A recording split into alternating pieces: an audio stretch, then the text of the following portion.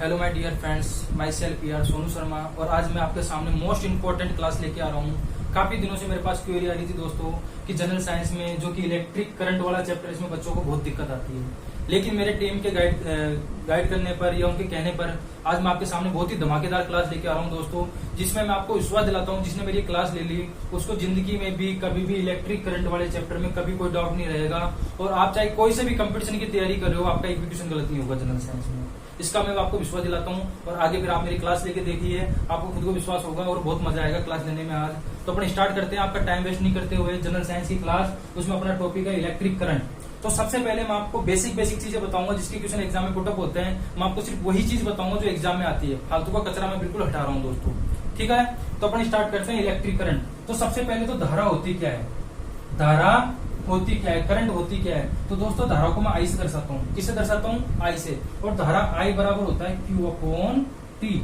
धारा आई बराबर क्या होता है? Q upon T. यानी कि कितने समय में कितने आवेश प्रभावित हो रहे हैं। जैसे कोई तार है, ये तार अपन ने ले लिया, इस तार में कितने समय में कितने आवेश प्रवाहित हो रहे हैं, उसी को अपन क्या बोलते हैं? धारा बोलते हैं। यानी कि आवेश प्रवाह की दर को ही क्या बोलते हैं? धारा बोलते हैं। अपन लिख सकते हैं आवेश प्रवाह की दर को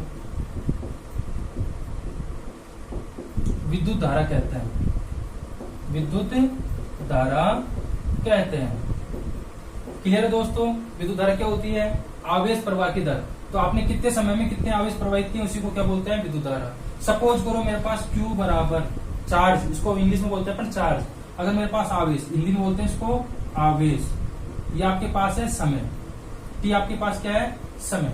अगर मैं आपसे कहूं कि Q बराबर 1 कूलाम हो और T बराबर 1 सेकंड हो, तो आपके पास I बराबर कितनी हो जाएगी दोस्तों? 1 एम्पियर हो जाएगी। कैसे हो जाएगी? देखो, Q का मान मैंने रखा 1 कूलाम, T का मान मैंने रखा 1 सेकंड, तो I बराबर आपके पास क्या आ जाएगा? 1 एम्पियर। और एम्पियर क्या है? करंट का यूनिट है, मात्रक है। आपको पता है कि धारा को अपन किस में नापते हैं? एम्पियर में नापते हैं। तो आपका पहला क्वेश्चन तो यहीं पे बन जाता है कि धारा का मात्रक क्या बन गया दोस्तों? पहला क्वेश्चन धारा का मात्रक। तो आपको याद रखना है अभी तो धारा का मात्रक होता है एम्पियर। क्या होता है दोस्तों? एम्पियर। क्लियर है?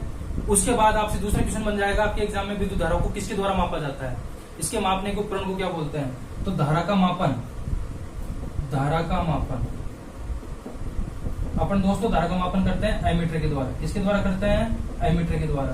तो ये भी आपका इंपॉर्टेंट है, ये भी आपका इंपॉर्टेंट है। दोनों एग्जाम में क्वेश्चन है, काफी बार रिपीट होते हैं ये क्वेश्चन कि धारा का मात्रक क्या होता है? एम्पियर। धारा को किसमें नापते हैं? एमीटर के द्वारा। आपको समझ में आ गया धारा क्या होती है? उसके बाद आपको एक चीज और दिख रही है यहाँ पे, Q चार्ज। क्या दिख रहा है? आवेश। तो इसको भी मैं यहीं पे समझा देता हूँ आपको आवेश क्या होता है। तो देखो Q है यहाँ पे आवेश। क्या दोस्तों? आवेश। आवेश Q बराबर क्या होता है? नंबर ऑफ इलेक्ट्रॉन्स होता है। क्या होता है? Q बराबर नंबर ऑफ इलेक्ट्रॉन्स। यानी कि किसी भी डिवाइस में कितने इलेक्ट्रॉन्स फ्लो हो रहे हैं उसका जो सम होता है, नंबर ऑफ इलेक्ट्रॉन्स, उसको अपन क्या बोलते हैं? चार्ज बोलते हैं। यहाँ पे n क्या है? नेचुरल नंबर है, यानी कि n बराबर 1 2 3 n नेचुरल नंबर है। और E के यहाँ पे इलेक्ट्रॉन पर आवेश है। E के यहाँ पर इलेक्ट्रॉन पर आवेश। और कितना होता है दोस्तों इलेक्ट्रॉन पर आवेश? 1.6 इंटू 10 की पावर माइनस 19 कूलाम। कितना होता है इलेक्ट्रॉन पर आवेश? 1.6 इंटू 10 की पावर माइनस 19 कूलाम। ये आपको याद रखना है। ये वैल्यू भी आपसे एग्जाम में डायरेक्ट पूछ सकता है कि चार्ज ऑफ इलेक्ट्रॉन, इलेक्ट्रॉन पर आवेश कितना होता है। तो आपको याद रखना है इलेक्ट्रॉन पर आवेश होता है 1.6 इंटू 10 की पावर माइनस 19 कूलाम। फिर आपसे पूछ सकता है कि आवेश का मात्रक क्या होता है। क्या पूछेगा दोस्तों? आवेश का मात्रक क्या होता है। तो दोस्तों आपको याद रखना है आवेश का मात्रक मैंने यहाँ पे क्या लिखा है? कूलाम। क्या लिखा है? कूलाम। इसको अपन शॉर्ट में C से दर्शाते हैं। तो आपको याद रखना है आवेश का मात्रक क्या होता है? कूलाम। उसके बाद आपसे एक चीज और पूछ सकता है कि आवेश का सबसे बड़ा मात्रक क्या होता है। तो आपको याद रखना है दोस्तों आवेश का सबसे बड़ा मात्रक, सबसे बड़ा मात्रक। तो आपको याद रखना है दोस्तों आवेश का सबसे बड़ा मात्रक होता है फेरड। क्या होता है दोस्तों? फेरड। और आपको याद रखना है 1 फेरड, 1 फेरड बराबर होता है 96,500 कूलाम। ये चीज आपको दोस्तों याद रखनी है। आपको याद रखना है कि आवेश का सबसे बड़ा मात्रक क्या होता है? फेरड। और 1 फेरड बराबर कितना होता है? 96,500 कूलाम। ये एग्जाम में पूछे गए क्वेश्चन है दोस्तों। देखो पहला क्वेश्चन क्या था कि धारा क्या होती है, तो आवेश प्रवाह की दर को विद्युत धारा बोलते हैं। तो I बराबर क्या होता है? Q upon T। अगर Q बराबर मैं 1 कूलाम ले लू, T बराबर 1 सेकंड ले लू, तो धारा का मान कितना हो जाएगा दोस्तों? 1 एम्पियर। एम्पियर क्यों लगाया है? क्योंकि धारा को अपन एम्पियर में नापते हैं। क्लियर है? उसके बाद मैंने लिखा कि धारा का मात्रक क्या होता है? एम्पियर। धारा को मापन किस में करते हैं? एमीटर के द्वारा। ये जिसके स्टार लग रहा है वो सारी चीज इंपॉर्टेंट है, एग्जाम में पूछी जाती है। आवेश का क्वांटा क्यू बराबर क्या होता है, नंबर ऑफ इलेक्ट्रॉन्स, यानी कि क्यू बराबर N होता है। आवेश का मात्रक क्या होता है, कूलाम होता है। आवेश का सबसे बड़ा मात्रक क्या होता है, फेराड। एक फेराड बराबर कितना होता है दोस्तों, 96,500 कूलाम होता है। क्लियर इतना। फिर आपसे पूछ सकता है कि आवेश का सबसे छोटा मात्रक क्या होता है, आवेश का सबसे छोटा मात्रक, तो आपको याद रखना है आवेश का सबसे छोटा मात्रक होता है स्टेट कूलाम,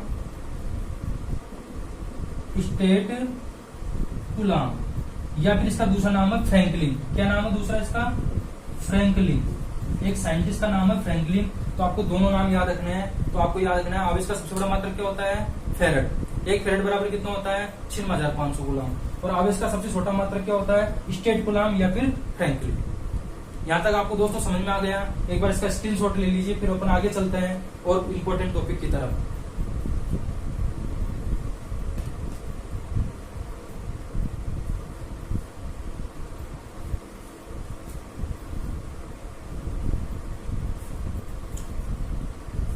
ठीक है, आपने इसको नोट कर लिया होगा। अब मैं इसको इरेज करता हूँ, रफ करता हूँ, आगे चलते हैं अपन।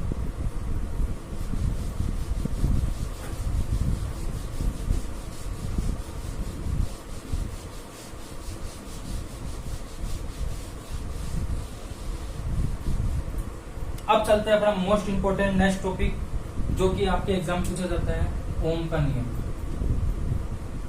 ओम का नियम। तो दोस्तों ओम का नियम क्या होता है, मैं आपको सिंपल सी बात बताता हूँ। आपके घरों में अलग अलग इलेक्ट्रिक इंस्ट्रूमेंट होते हैं, जैसे कि बल्ब हो गया, फैन हो गया, हीटर हो गया, मिक्सी हो गया, कूलर हो गया, पंखा हो गया। आपने दोस्तों एक चीज नोटिस की होगी कि जिसकी वोल्टेज जितनी ज्यादा होती है उसमें उतनी ज्यादा करंट फ्लो होती है। जैसे बल्ब है, अगर एलईडी है तो उसमें बहुत कम करंट जाती है। अगर आप पंखे की बात करते हैं उसमें थोड़ी ज्यादा जाती है। अगर आप ट्यूबलाइट की बात करते हैं तो उसमें एलईडी से ज्यादा जाती है। अगर आप एसी की बात करते हैं तो उसकी वोल्टेज हाई होती है तो उसमें करंट भी ज्यादा जाती है। तो आपको एक चीज तो समझ में आ गई होगी कि जितना ज्यादा वोल्टेज रहेगा उतनी ज्यादा करंट चाहिए, या फिर जितनी ज्यादा करंट जाएगी उतना ज्यादा वोल्टेज रहेगा। दोनों चीज बराबर है। समझ में आ गया कि जितनी ज्यादा मैं करंट फ्लो करवाऊंगा उतना ज्यादा वोल्टेज आएगा, या फिर जिस डिवाइस का जितना ज्यादा वोल्टेज होगा उसमें उतनी ज्यादा करंट घुसेगी। ये चीज आपको समझ में आ गई दोस्तों। बस ओम का नियम यही कहता है कि V directly proportional to I। कहने का मतलब ये है कि जिस डिवाइस की जितनी ज्यादा वोल्टेज होगी उसमें उतनी ज्यादा करंट बहेगी। तो ओम का नियम यही कहता है कि आरोपित वोल्टेज धारा के समानुपाती होता है। वोल्टेज किसके समानुपाती होता है, धारा के समानुपाती होता है। समझ में आ गया क्यों होता है, क्योंकि जितना ज्यादा वोल्टेज होगा उतनी ज्यादा करंट फ्लो होगी। तो V directly proportional to I। अब अपन ये प्रोपोर्शनल का साइन हटाएंगे, समानुपाती का चिन्ह हटाएंगे, तो V बराबर IR। यहाँ पे मैंने समानुपाती का चिन्ह हटाया था, डायरेक्टली प्रोपोर्शनल तो मैंने समानुपात ले लिया, यहाँ पे कांस्टेंट ले लिया। तो यहाँ पे R बराबर क्या हो जाएगा दोस्तों, V अपॉन I हो जाएगा। यहाँ तक क्लियर है। R बराबर क्या हो गया, V अपॉन I। यहाँ पे जो R आया इसको अपन बोलते हैं प्रतिरोध। क्या बोलते हैं दोस्तों, प्रतिरोध। समझ गए। यहाँ पे R क्या है, प्रतिरोध। तो आपको याद रखना है बस इतना सा, V बराबर IR होता है। आपको क्या याद रखना है कि V बराबर क्या होता है, IR होता है। ये याद रखना आपको, V बराबर IR कैसे होता है, ओम के नियम के अनुसार। मैंने बता दिया ओम का नियम क्या होता है। तो ओम के नियम के अनुसार V बराबर होता है IR। तो यहाँ से R बराबर क्या हो जाएगा दोस्तों, V अपॉन I हो जाएगा। V यहाँ पर क्या है, वोल्ट है। V यहाँ पर क्या है, वोल्ट है। I यहाँ पे क्या है, धारा है, करंट। V वोल्टेज है, I यहाँ पे करंट है। और R यहाँ पे क्या है, प्रतिरोध, जिसको अपन इंग्लिश में क्या बोलते हैं, रेजिस्टेंस। क्या बोलते हैं, रेजिस्टेंस बोलते हैं। अब आपसे एग्जाम में क्या पूछा जाता है, एक तो आपको फॉर्मूला याद रखना है, इसमें न्यूमेरिकल आ जाता है छोटा सा एग्जाम में, आपकी जो कंपटीशन एग्जाम होती है उसमें। दूसरा आपसे पूछा जाएगा प्रतिरोध का मात्रक क्या होता है, प्रतिरोध का मात्रक क्या पूछा जाएगा दोस्तों आपसे, प्रतिरोध का मात्रक क्या होता है। तो आपको याद रखना है प्रतिरोध का मात्रक होता है ओम। क्या होता है, ओम, जिसको मैं इस प्रकार दर्शाता हूँ, इस प्रकार। इंग्लिश में लिखना चाहो तो आप ऐसे लिख सकते हो, OHM, ओम। तो आपको याद रखना है प्रतिरोध का मात्रक क्या होता है, ओम होता है। दूसरी चीज आपको यहाँ पे दिख रही है वोल्ट। तो विभव का मात्रक क्या होता है, वोल्ट। तो आप लिख सकते हो विभव को किसमें नापते हैं, या फिर वोल्टेज को किसमें नापते हैं, वोल्टेज का मापन। तो वोल्टेज का मापन करते हैं अपन वोल्टमीटर के द्वारा। किसके द्वारा करते हैं, वोल्ट मीटर के द्वारा। क्लियर है दोस्तों। धारा को तो मैं माप रहा था एमीटर में, और वोल्टेज को किसमें नापूंगा, वोल्टमीटर में। उसके बाद अपन बात कर रहे थे प्रतिरोध का मात्रक क्या होगा, ओम। क्लियर है यहाँ तक आपको, प्रतिरोध का मात्रक समझ में आ गया। प्रतिरोध समझ में आ गया क्या हो गया। प्रतिरोध होता है क्या दोस्तों, धारा के मार्ग में बाधा उत्पन्न करता है। प्रतिरोध क्या होता है, धारा के मार्ग में बाधा उत्पन्न करता है, रुकावट पैदा करता है। जब धारा बहती है तो उसको बहने से रोकता है, उसको बोलते हैं अपन प्रतिरोध। क्लियर है दोस्तों। अब अपन पढ़ते हैं कि प्रतिरोध किन किन चीजों पर निर्भर करता है। तो उससे पहले आप एक बार इसका स्क्रीनशॉट ले लीजिए, फिर अपन चलते हैं आगे। ले लिया दोस्तों। अब अपन चलते हैं आगे कि प्रतिरोध किन किन चीजों पर निर्भर करता है। तो उसको मैं रब कर रहा हूं।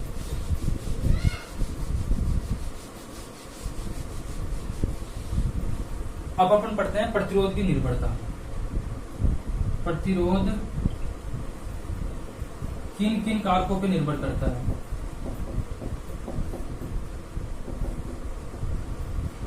तो दोस्तों आपको सिंपल याद रखना है, जैसे मेरे पास ये छोटा सा तार है, ये मेरे पास अगर छोटा सा तार है तो आपको पता है इसका प्रतिरोध भी कम होगा। अगर इस तार को मैं बड़ा कर दूं तो प्रतिरोध ही बढ़ेगा, इसको और बड़ा कर दूं तो प्रतिरोध और ज्यादा बढ़ेगा। यानी आपको एक चीज तो समझ में आ गई कि प्रतिरोध लंबाई से बढ़ता है। तो मैं कह सकता हूं कि प्रतिरोध लंबाई के समानुपाती होता है।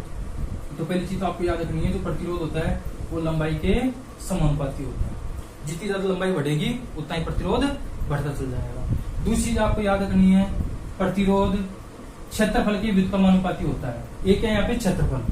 प्रतिरोध क्षेत्रफल के व्युत्क्रमानुपाती होता है, मतलब क्षेत्रफल बढ़ेगा तो प्रतिरोध घटेगा, अगर क्षेत्रफल घटेगा तो प्रतिरोध बढ़ेगा, क्योंकि एक दूसरे को उल्टे हैं, व्युत्क्रमानुपाती है, इनवर्सली प्रोपोर्शनल है। ये बढ़ेगा तो ये घटेगा और ये घटेगा तो ये बढ़ेगा। तो आपको ये चीज याद रखनी है कि प्रतिरोध लंबाई के तो समानुपाती होता है और उसके क्षेत्रफल के एरिया के क्या होता है, व्युत्क्रमानुपाती। अर्थात मैं इसे लिख सकता हूँ एक साथ दोनों को, अर्थात R directly proportional L by A। यहाँ पे L क्या है, लंबाई है, और A क्या है, क्षेत्रफल है। अब आपको मैंने बताया था कि जब भी अपन प्रोपोर्शनल का साइन होता है उसको हटाते हैं अपन, तो एक नियतांक यूज करते हैं, कांस्टेंट यूज करते हैं। तो यहाँ पे भी अपन कांस्टेंट यूज करेंगे, R बराबर रो L by A। Upon proportional का साइन हटाए थे, कांस्टेंट यूज कर लिया, तो R बराबर रो L बाई A। यहाँ पे जो रो लिया है मैंने, ये रो, इसको बोलते हैं अपन विशिष्ट प्रतिरोध। क्या बोलते हैं दोस्तों, विशिष्ट प्रतिरोध। क्लियर इतना। अब आपसे काफी बार एग्जाम में पूछा गया होगा कि विशिष्ट प्रतिरोध का मात्रक क्या होता है। कई बार पूछा गया होगा आपसे एग्जाम में कि विशिष्ट प्रतिरोध का मात्रक क्या होता है। तो मैं आपको निकाल के बताता हूँ ताकि आप कभी ना भूलो।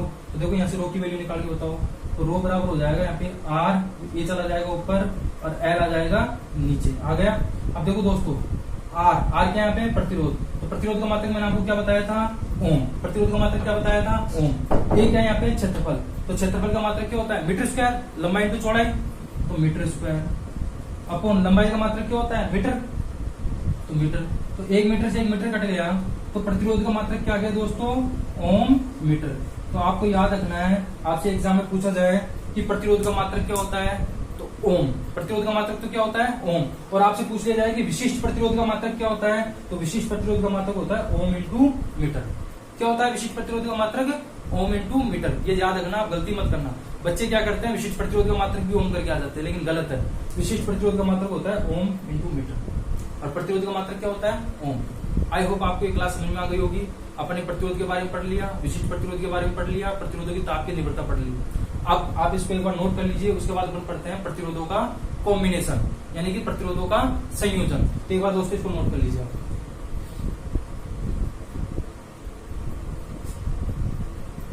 रख कर सकता हूं इसको मैं, आपने नोट कर लिया होगा।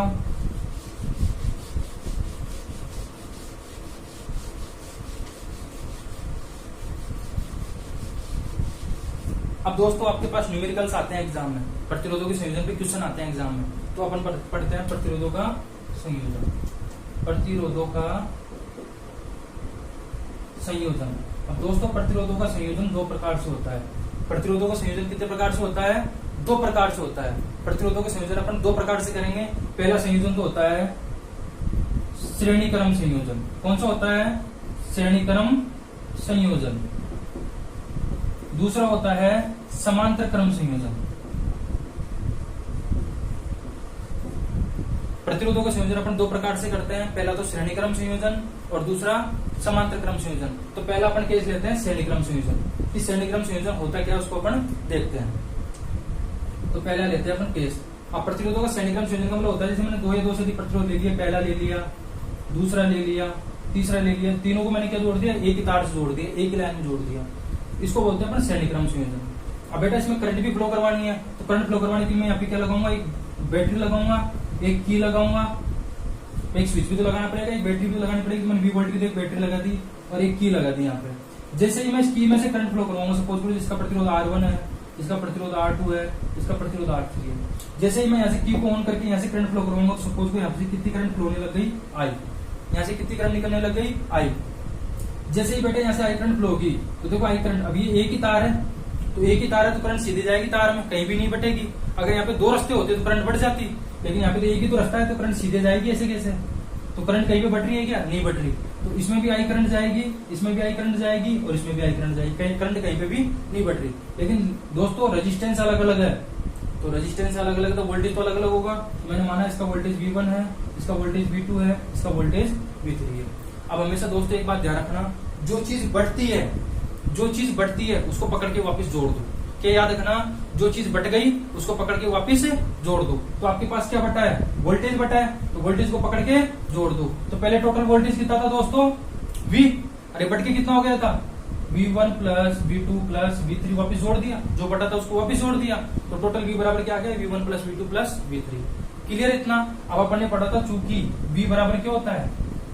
IR होता है। अभी जस्ट पढ़ा था अपने ओम के नियम में कि V बराबर क्या होता है? IR। तो वैल्यू पुट करते हैं, समीकरण फर्स्ट में वैल्यू पुट करो, तो V की जगह तो अपन क्या रख देंगे?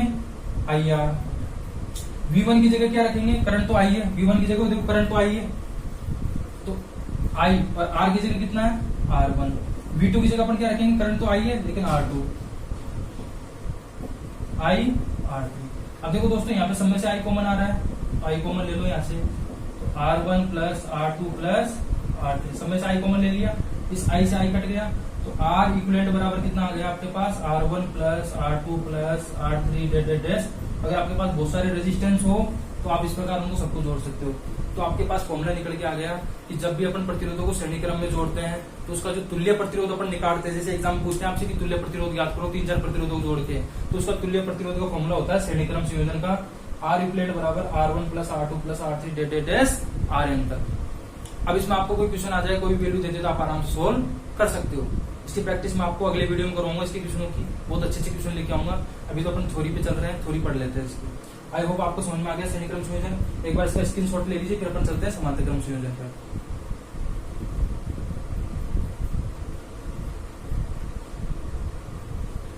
कर दो दोस्तों आप इसको।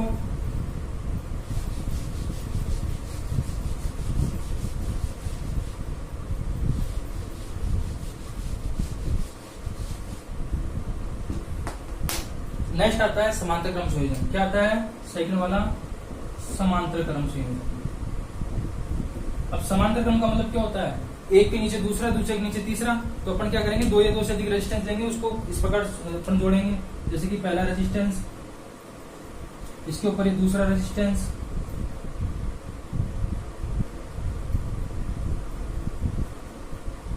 इसके नीचे तीसरा रेजिस्टेंस। तीन रेजिस्टेंस को अपन जोड़ लिया, माना ये R1 है, ये R2 है, ये R3 है। तीनों को मैं किससे जोड़ूंगा? बाहर से एक बैटरी से जोड़ूंगा।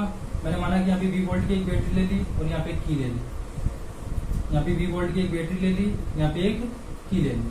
ठीक है दोस्तों, अब क्या होगा देखो, जैसे ही मैं की को ऑन करूंगा इसमें करंट फ्लो होने लगी। कितनी करंट फ्लो होगी दोस्तों? आई करंट फ्लो होगी। जैसे इसमें आई करंट जाएगी तो देखो यहाँ पे आई करंट आई, तो दोस्तों यहाँ पे कितने रास्ते बन रहे हैं? एक रास्ता, दो रास्ता और तीन रास्ते। तीन रास्ते बन रहे हैं। मैंने आपको पहले बताया था जहां पे रास्ते बन जाते हैं अलग अलग, वहां पे करंट बढ़ जाती है। पहले केस में एक ही रास्ता तो करंट नहीं बढ़ी, लेकिन यहाँ पे तीन रास्ते हैं तो यहाँ पे करंट बढ़ जाएगी। तो मैंने माना इसमें कितनी करंट चली गई? I1, इसमें कितनी करंट चली गई? I2, इसमें कितनी करंट चली गई? I3। वहां पे करंट नहीं बढ़ रही थी, वहां पे वोल्टेज बढ़ रहा था पहले केस में, लेकिन अब सेकंड केस में क्या बढ़ रहा है? समांतर क्रम वाले में करंट। तो करंट बढ़ रही तो वोल्टेज तो तीनों का एक ही रहेगा, तो इसका वोल्टेज भी रहेगा, इसका वोल्टेज भी रहेगा, इसका वोल्टेज भी रहेगा। तो दोस्तों आपको सिंपल याद रखना है, श्रेणी क्रम संयोजन में तो वोल्टेज बढ़ता है, करंट समान रहती है, और समांतर क्रम संयोजन में करंट बढ़ती है, वोल्टेज समान रहता है। अब करंट बढ़ गई, मैंने आपको क्या बताया था? जो चीज बढ़ गई उसको पकड़ के वापस जोड़ दो। यहाँ पे क्या बढ़ी है? करंट बढ़ी है, तो करंट को पकड़ के जोड़ दो वापस, तो टोटल करंट I बराबर क्या हो जाएगी? I1 plus I2 plus I3। Clear है? अब इसको वैल्यू रखनी है अकॉर्डिंग टू ओम्स लॉ। ओम का नियम क्या था? चूंकि V बराबर क्या होता है? IR, तो यहाँ से I बराबर क्या हो जाएगा? V upon R। इस वैल्यू को मैं कहा रखूंगा? V बराबर IR, समीकरण फर्स्ट में रखूंगा, तो रखो इसकी जगह V की जगह तो रख देंगे V अपॉन R, I की जगह। I1 की जगह क्या रखेंगे? V upon R1। इसकी जगह क्या रखेंगे? V upon R2। इसकी जगह क्या रखेंगे? V upon R3। हो गया दोस्तों। अब जो चीज कॉमन आ रहा है इसको काट दो। ये देखो v अपॉन आर बराबर है, सब में से v कॉमन आ रहा है, तो बचा क्या 1 upon R1, 1 upon R2, 1 upon R3। दोस्तों v से तो v कट गया, तो आपके पास क्या बच गया 1 अपॉन R बराबर 1 upon R1, 1 upon R2, 1 upon R3, that is 1 upon R है।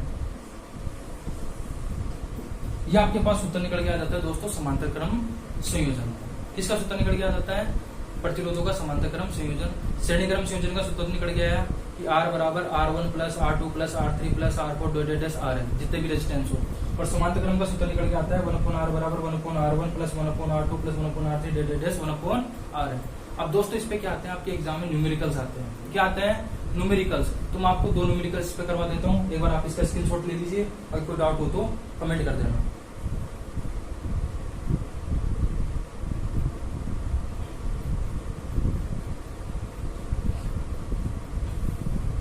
ठीक है दोस्तों, चले आगे। अब इसके क्वेश्चन कर लेते हैं अपन।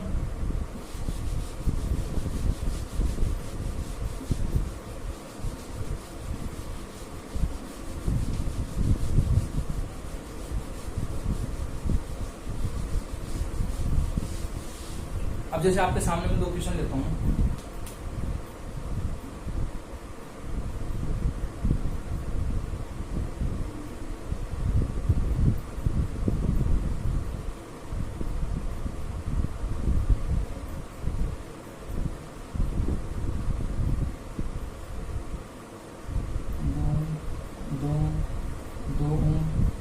पहला क्वेश्चन दिए दोस्तों, दूसरा क्वेश्चन मैं ले लेता हूं आपके सामने।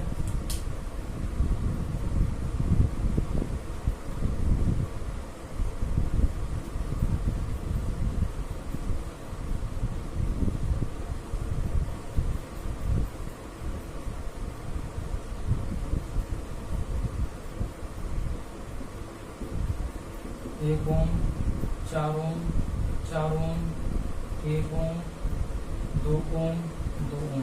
दोस्तों आपके सामने 2 क्वेश्चन है। अब इस टाइप के क्वेश्चन आपके एग्जाम में आते हैं, आपसे क्या दिया जाएगा कि तुल्य प्रतिरोध याद करो, R इक्विवेलेंट याद करो। तो आपको कुछ भी नहीं करना, जैसे पहला क्वेश्चन है।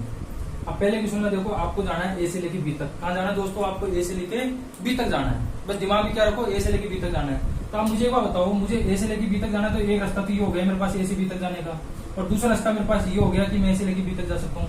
मेरे पास कितने रास्ते हो गए? 2। अब मैंने आपको एक चीज बताई थी, अगर 2 रास्ते हो गए तो करंट बटेगी, और करंट कहाँ पे बढ़ती है? समांतर क्रम में। भाई 2 रास्ते हो गए यानी कि समांतर क्रम हो गया, तो मेरे को एक चीज समझ में आ गई कि ये अपने आप में एक लाइन हो गई, और ये अपने आप में एक लाइन हो गई, यानी ये एक दूसरे की क्या हो गई दोस्तों? समांतर। और ये तो एक तार है ना, ये तो एक तार है, तो ये दोनों आपस में किसमें हो जाएंगे? श्रेणी क्रम में। और मैंने श्रेणी क्रम का सूत्र क्या बताया था? R बराबर R1 plus R2 plus R3। तो यहाँ पे क्या हो जाएगा? 2 + 2 4 ओम। ये दोनों भी आपस में, ये भी एक तार है, ये आपस में किसमें हो जाएगा?